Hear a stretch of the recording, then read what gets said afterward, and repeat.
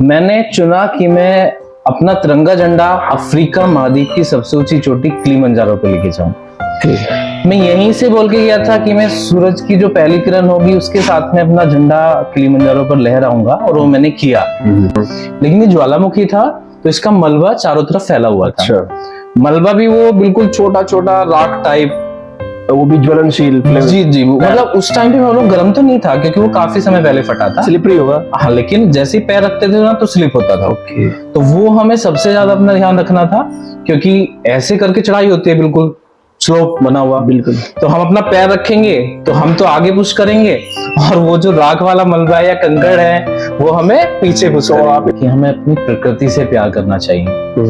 अगर हमारी प्रकृति हमारे साथ है या उससे हम प्यार कर रहे हैं, उसको सहज के रख रहे हैं, तो हमारा जीवन बहुत ही अच्छा बनने वाला है। और अगर हम प्रकृति से प्यार नहीं कर रहे हैं, मतलब अपनी प्रकृति के साथ छेड़छाड़ तो क्योंकि जारी है ही है, बिल्कुल, पेड़ हम काट ही रहे हैं। ओके।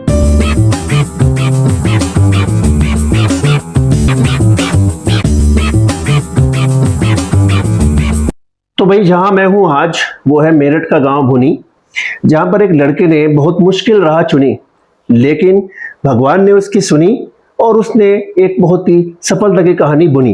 दोस्तों नमस्कार, मैं मोहित पवार स्वागत करता हूं आज अपनी एक इंस्पायरिंग स्टोरी में।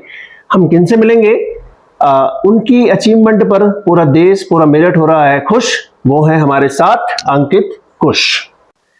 अंकित कुश जी, आपका मेरी इंस्पायरिंग स्टोरीज पर बहुत बहुत स्वागत है। जी जी बिल्कुल, नमस्कार सर आपको। तो अंकित कुश जी, अपने बारे में थोड़ा बताइए। जी सर, देखिए जैसे कि अभी आपने बोला, मेरा नाम अंकित कुश है और मैं मेरठ के भुनी गांव का रहने वाला हूँ। आज पूरा देश और गांव जो मुझ पर गर्व कर रहा है वो इसीलिए कर रहा है कि मैंने थोड़ा हटके काम किया है, मेहनती काम किया है, और मैं अपना पेशा चुना है पर्वतारोहण। पर्वतारोहण में अभी मैंने 15 अगस्त को, जिस दिन हमारा स्वतंत्रता दिवस होता है और हमारे देश में झंडा लहराया जा रहा था, तिरंगा झंडा, मैंने चुना कि मैं अपना तिरंगा झंडा अफ्रीका महाद्वीप की सबसे ऊंची चोटी किलिमंजारो पे लेके जाऊं। मैं यहीं से बोल के गया था कि मैं सूरज की जो पहली किरण होगी उसके साथ में अपना झंडा किलिमंजारो पर लहराऊंगा, और वो मैंने किया। सुबह लगभग 6 बजे का टाइम था, जिस टाइम पूरा आसमान लालिमा से रंगा हुआ था।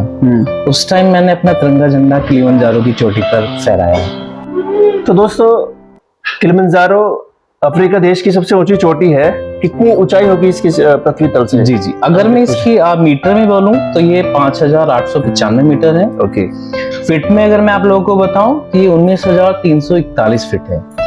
तो दोस्तों, ये है मेरठ के सरदना का भोनी गांव, और यहाँ पर इस लड़के ने अफ्रीका की सबसे ऊंची चोटी किलिमंजारो पर तिरंगा फहराया था 15 अगस्त को। और ये बता ही रहे हैं कि कैसी यात्रा थी। तो पूरा मेरठ, पूरा देश इन पर आज गर्व कर रहा है, और मैं भी सबसे पहले तो जो आपने फीट अचीव किया है इसके लिए बहुत बहुत शुभकामनाएं। जी बहुत बहुत धन्यवाद आपका। तो कैसा, मतलब आपका रहा, किस तरह की यात्रा रही, क्या क्या होता है, थोड़ा बताना चाहेंगे? बिल्कुल, देखिए सर, अभी तक मैं देश के अंदर की काफी सारी पीक्स कर चुका था, ट्रैक भी कर चुका था। अच्छा। अभी सबसे पहला सवाल होता है कि विदेश में जाना है। तो विदेश में जाने के लिए सबसे पहले होता है अपनी फैमिली को कन्विंस करना। ओके। फिर फैमिली को कन्विंस करने के बाद होता है कि आप पैसा कैसे इकट्ठा करेंगे। क्योंकि मैं आपको पर्वतारोहण के बारे में बताना चाहूंगा। पर्वतारोहण एक एडवेंचर गेम है और काफी महंगा गेम भी है। मतलब इसके लिए आपको पहले सोचना पड़ता है कि कैसे आप पैसा इकट्ठा करेंगे। तो सबसे पहले काम मैंने किया, अपने फैमिली को कन्विंस किया कि मैं बाहर जा रहा हूँ, अकेला जा रहा हूँ, क्योंकि मेरे आसपास के क्षेत्र से कोई नहीं है अभी पर्वतारोहण में। तो एक बड़ा चैलेंजिंग होता है। आप इंस्पायरिंग स्टोरी में आए हैं, क्योंकि यहाँ आसपास तो मैंने देखा नहीं है कि किसी ने ऐसा किया हो मेरठ या आसपास। अभी तक पर्वतारोहण का मतलब वही होता है, यार खतरा है, पत्थर गिर जाएंगे, बर्फ गिर जाएगा, तो घर वाले भी थोड़े डरे हुए होते हैं। लेकिन क्योंकि पहले मैं कर चुका था तो घर वाले थोड़ा जानते थे, हाँ यार लड़का कर लेगा तो ठीक है करेगा। तो उन्होंने ठीक है कन्विंस हुए घर वाले, और उन्होंने बोला कि ठीक है बेटा आप जाओ। फिर दूसरा फेस मेरे सामने आया कि कैसे मैं पैसा इकट्ठा करूं। अभी मैंने ट्राई भी किया, काफी एक लिस्ट बनाई कि मैं स्पॉन्सर्स को ढूंढूं, उनसे बात भी की। क्योंकि अभी हमारा एरिया थोड़ा सा ऐसा है कि पर्वतारोहण के बारे में लोग नहीं जानते हैं, तो मुझे काफी लोगों को समझाना भी पड़ा। लेकिन फिर भी मैं बोलूंगा कि स्पॉन्सरशिप के लिए मुझे नहीं मिल पाया कोई। मैंने जैसे तैसे करके, कुछ मेरी सेविंग्स थी, कुछ थोड़ा लोन लिया, बाकी की चीजें थोड़ा की अपनी फैमिली के साथ में मिलके। तो मैंने एक अमाउंट जो वहां पे लगने वाला था वो इकट्ठा किया, और फिर एक ऑर्गेनाइजेशन है जो वहां पे लोगों को ले जाने में हेल्प करती है, मतलब थोड़ा गाइड करती है, मैं ये बोलूंगा। तो उनसे बात की तो उन्होंने गाइड किया पूरा। फिर मैंने अपने टिकट्स वगैरह या फिर जो मुझे वहां पे जाके कंपनी को गाइड वगैरह हायर करने थे, वो पूरा प्रोसेस अपना स्टार्ट किया, वीजा वगैरह स्टार्ट किया। और फिर मैं 9 तारीख को अपने गांव से निकला मुंबई के लिए। दिल्ली से मेरी मुंबई फ्लाइट थी। सुबह 9 तारीख में मैंने मुंबई स्टे किया। फिर 10 तारीख में सुबह 11 बजे जो मेरी फ्लाइट थी, वो दार ए सलाम करके जगह है तंजानिया में, वहां के लिए थी। दार ए सलाम में मैं उतरा, वहां से किलिमंजारो के लिए गया। किलिमंजारो वही जगह है जहाँ पे जाके मुझे जिस पर्वत पे अपना तिरंगा लहराना था। तो मैं वहां पे, एक मोसी करके जगह है किलिमंजारो की, तो वहां पे मेरा स्टे था। आपने शुरुआत करी तो कितने घंटे की यात्रा होती है और कैसे कैसे आपने पूरा किया? 3 फेज होते हैं शायद। हाँ बिल्कुल। अगर मैं अभी आप बात कर रहे हैं कि मैंने जो ट्रैक, मतलब एक्सपीडिशन के दौरान अपने ट्रैक किया, 4 रूट हैं इसके जो काफी फेमस हैं। तो मैंने जो अपना रूट चुना वो था मंगारू गेट रूट। ओके। तो मैंने मंगारू गेट सबसे पहले मैं पहुंचा। उसमें मैं 12 तारीख को उस गेट के थ्रू एंटर कर चुका था। वहां पे रजिस्ट्रेशन वगैरह फॉर्मेलिटीज होती हैं, वो सब मैंने किया। फिर वहां से एंटर करने के बाद में मैं पहुंचा मंडारा हट। मंडारा जी, ओके। रात्रि स्टे मेरा मंडारा हट का था। नेक्स्ट डे मंडारा हट से मैंने शुरू किया, मैं पहुंचा होरंबो हट करके, वहां पे मैंने रात्रि स्टे किया। फिर 14 तारीख की सुबह को मैं होरंबो हट से निकला, कीबो हट पहुंचा। कीबो हट में मैं लगभग 1 बजे पहुंच चुका था, दोपहर का टाइम था। और क्योंकि मैंने बोला था कि मुझे 15 की सुबह में झंडा फहराना है, अच्छा, तो मुझे थोड़ा रेस्ट का टाइम भी चाहिए था। तो मैंने 14 तारीख की दोपहर में लगभग 2-3 घंटे उधर रेस्ट लिया। फिर थोड़ा प्रैक्टिस होता है, मतलब हमें दिन में पहाड़ को जानना होता है कि अगर हमें रात में चढ़ना है तो कैसे चढ़ना है, पहाड़ की कंडीशन उस टाइम पे क्या है, पहाड़ का मौसम क्या है। तो हम क्या करते हैं, एक्लिमेटाइजेशन वॉक होता है, वो पहाड़ पे जो थोड़े डिफिकल्ट एरियाज होते हैं उन पे जाके देखते हैं कि रात में हम कैसे इसको कवर करेंगे। तो वही 3-4 बजे हम लोग इसके लिए निकले, मैं अपने गाइड के साथ में निकला। तो मैंने प्रैक्टिस किया उधर, देखा कि कैसे मुझे रात में चलना है। प्रैक्टिस के बाद वापस आए, खाना वाना खाया, फिर लगभग 1-2 घंटा आराम किया। अपने जो इक्विपमेंट थे उनको सजाया, उनको देखा कि वो सब पूरे हैं कि नहीं है। फिर टाइम होता है लगभग रात में 11, साढ़े 11 का। तो मेरे सारे गाइड, जो गाइड थे, बाकी टीम मेंबर्स थे, वो मेरे पास आ गए और हम लोगों ने अपनी तैयारियां शुरू की। फिर हम 12 बजे समिट पुश के लिए निकले। मतलब समिट पुश का मतलब होता है जब आप एडवांस बेस कैंप से, जहां आपका एडवांस बेस कैंप है बिल्कुल वो पहाड़ के बेस पे होता है, वहां से ऊपर जाने के लिए पुश करते हो अपने आप को। पुश ही मैं बोलूंगा, क्योंकि देखो हाँ, क्योंकि मौसम खराब होता है, पानी का भी बर्फ जम जाता था। कि क्या क्या मुश्किल लगी आपको, मतलब बीच में बहुत मुश्किलात क्या आई कि आपके सामने? जी, देखिए जैसे समिट पुश स्टार्ट करते हैं हम लोग, तो आपको पता है हाइट गेन करना शुरू करते हैं तो एक तो बॉडी पे प्रेशर बनना शुरू हो जाता है, मतलब एटमॉस्फेरिक प्रेशर भी बहुत ज्यादा होता है, बढ़ जाता है। जैसे कि साइंस में सभी लोग जानते हैं कि ऊपर जाते हैं तो प्रेशर भी बढ़ेगा, ऑक्सीजन भी कम होगी, तो वहां पे एटमॉस्फेरिक प्रेशर भी बढ़ना शुरू हो जाता है। और फिर ऑक्सीजन तो कम होनी शुरू ही हो जाती है। ऑक्सीजन तो मैं बोलूंगा अगर आप 13,000 फीट से ऊपर जा रहे हैं ना, तो वहां भी आपको कम ही दिखाई देगी, क्योंकि ट्री लाइन खत्म ही हो जाती है उधर। तो ट्री लाइन खत्म तो ऑक्सीजन खत्म, क्योंकि वो प्रोसेस ही खत्म हो जाता है ऑक्सीजन वाला।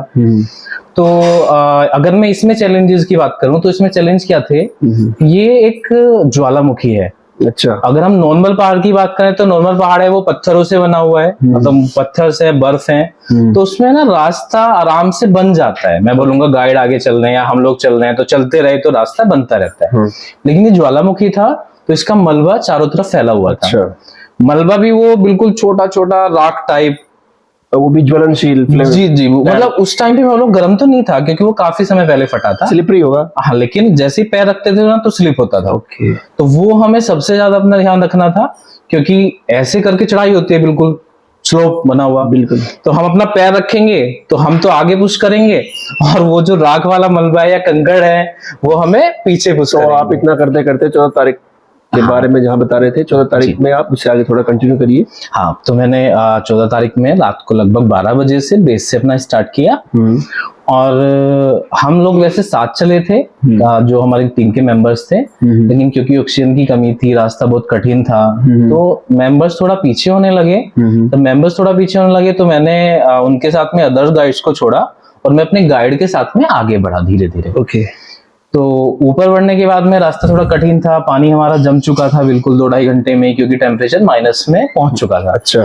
लेकिन मन में एक जज्बा था कि यार करना तो है, 15 अगस्त वाला दिन है, झंडा अपना फहराना है। बिल्कुल।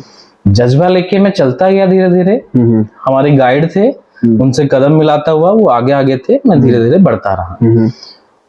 अभी क्या होता है, देखो वहां पे ना हम लोग रेस्ट ज्यादा नहीं कर सकते, क्योंकि माइनस टेम्परेचर है। रेस्ट करेंगे तो ब्लड जमना, बॉडी एक तरह से ठंडी हो जाएगी, बिल्कुल ठंडी हो जाएगी, और उसके बाद में ब्लड जमना शुरू हो जाएगा। आगे क्या हुआ फिर हम लोग आगे बढ़े और आगे जाके मैं लगभग सुबह में 5:30 बजे चोटी मुझे दिखाई दे गई थी। ठीक।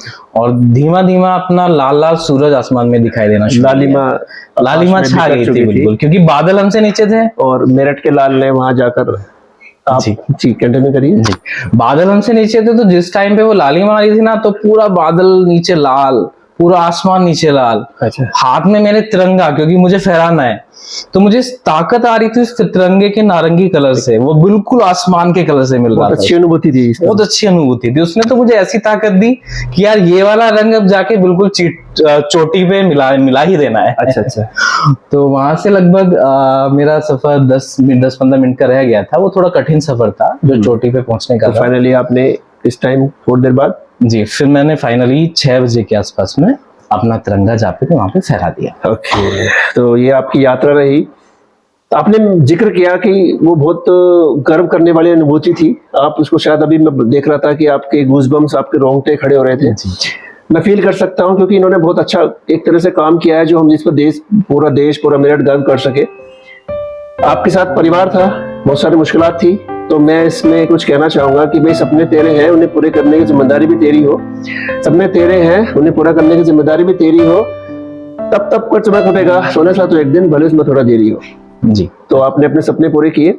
अच्छा, मैं ये जानना चाहूंगा कि आप इससे पहले भी कोई ट्रैकिंग करी है? क्योंकि मैंने देखा है, हम मेरठ में रहते हैं, हमारे यहाँ शौक तो हैं बहुत सारे, लेकिन हम जैसे मेरठ के गाँव के बच्चों के शौक होते हैं कि आप तो कर रहे हैं पर्वतारोहण, हमारे यहाँ करते हैं दगड़ा खोदना, बेफालतू की, बिना ऐसे ही से कहते हैं ना जी, तो दगड़े खोद रहा है। जी।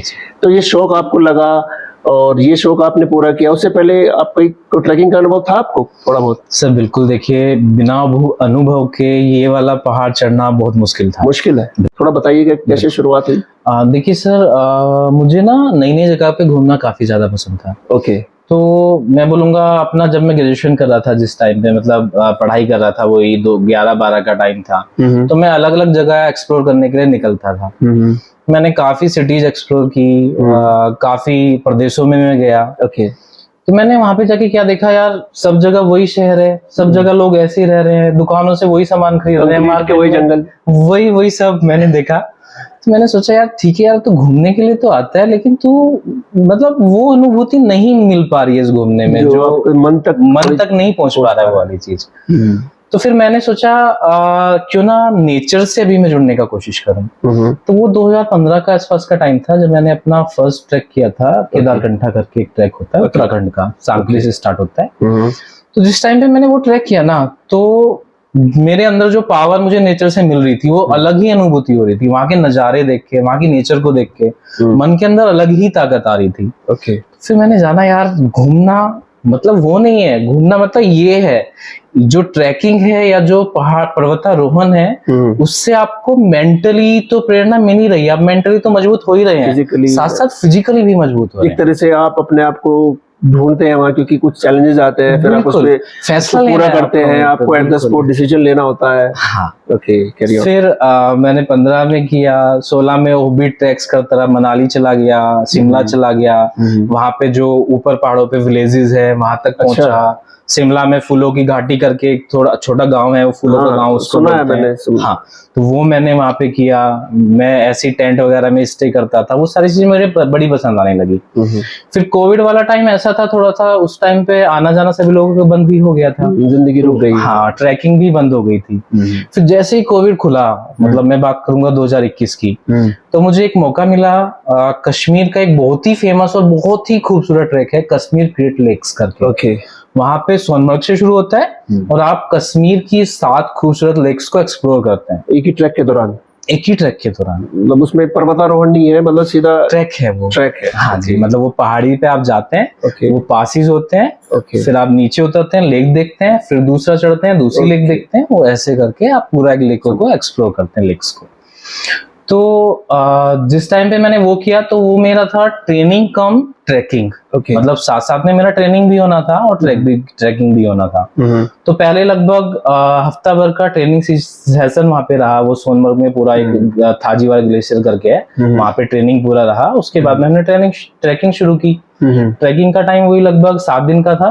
तो वो 7 दिन में ट्रैकिंग पूरा किया, अपना नीचे आए, फिर हमारा ट्रेनिंग सेशन शुरू होता 5 दिन का, तो फिर वो ट्रेनिंग की। तो 2021 का मेरा ऐसा रहा, वहां से काफी मुझे कुछ सीखने के लिए मिला, क्योंकि काफी सारे लोग हम लोग ट्रेनिंग में इंक्लूड और थे। उसके बाद शायद तैयारी हो गई किलिमंजारो की। फिर 2022 में अच्छा, मैंने फ्रेंडशिप एक्सपीडिशन किया। उसके बाद में फिर वही किलिमंजारो की तैयारी मेरी चल रही थी, शुरू हो गई थी। फिजिकली मैं पूरा करता रहा।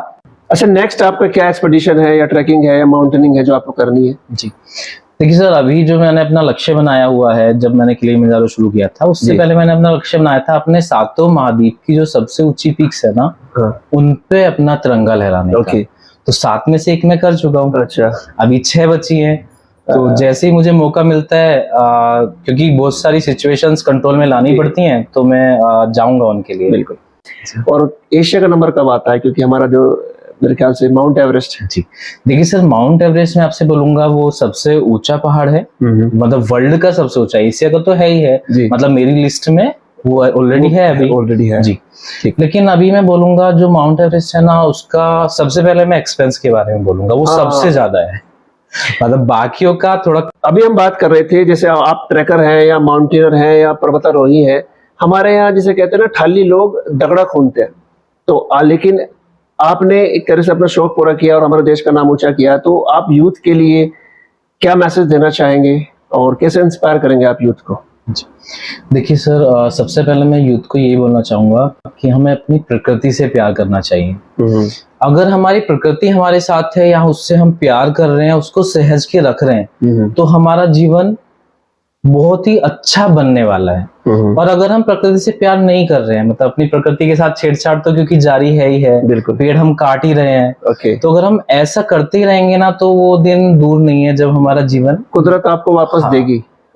प्रकृति को आप सहेज के रखें। और अगर आपको प्रकृति को समझना है, प्रकृति क्या है, या ऑक्सीजन की वैल्यू को समझना है, पेड़ों की वैल्यू को समझना है, तो आपको नेचर के पास जाके समझना चाहिए। जो आपके बिना मतलब वाले शौक हैं, उनको छोड़ के आपको, मैं बोलूंगा, आप बहुत ज्यादा नहीं कर सकते तो साल में कम से कम एक ट्रैकिंग जरूर करें। वहां पे आप नेचर को एक्सप्लोर कर सकते हैं और जान सकते हैं कि नेचर हमें कैसे कैसे क्या क्या दे रही है, कितनी मेहनत से दे रही है। मतलब वो भी बहुत मेहनत करी है सारी चीजें हम तक पहुंचाने में, और वो आपको वहीं जाके पता चलेगा। प्रकृति ने हमें दिखाया भी है। अभी 2 साल पहले कुछ ऐसी लहरें आई है, कुछ ऐसी आपदाएं आई, प्रकृति एक चंद सेकंड में या एक झटके में सब कुछ छीन लेती है। बिल्कुल। तो बहुत ही अच्छा लगा आपसे बात करके। और एक पर्वतारोही जो मेरे मेरठ से है, बल्कि एक गांव से है, और उसने इतना बड़ा अचीवमेंट हासिल किया है, और किलिमंजारो पर्वत को उसने फतेह किया है और वहां पर जाकर तिरंगा लहराया है। तो अंकित कुश जी, इस फीट के लिए एक बार फिर आपको बहुत बहुत बधाई। आपका जो नेक्स्ट डे है वो आप उसमें सफल हो, आपका परिवार, आपका जो भी है साथ रहे, और आप आगे माउंट एवरेस्ट जो भी आपने बताया उनको आप फतेह करें। मेरे लिए वक्त निकालने के लिए बहुत बहुत धन्यवाद। और मैं आपसे कहना चाहूंगा, अगर ये अंकित कुश की आपको स्टोरी, इंस्पायरिंग स्टोरी अगर पसंद आई, इस वीडियो को ज्यादा शेयर करिए, लाइक कीजिए, कमेंट कीजिए, और इन्हीं तरह की स्टोरीज के लिए मेरे चैनल मोहित पवार MRZ को सब्सक्राइब कीजिएगा। और आज ही के लिए अंकित कुश जी और मैं आपसे इजाजत लेते हैं। धन्यवाद।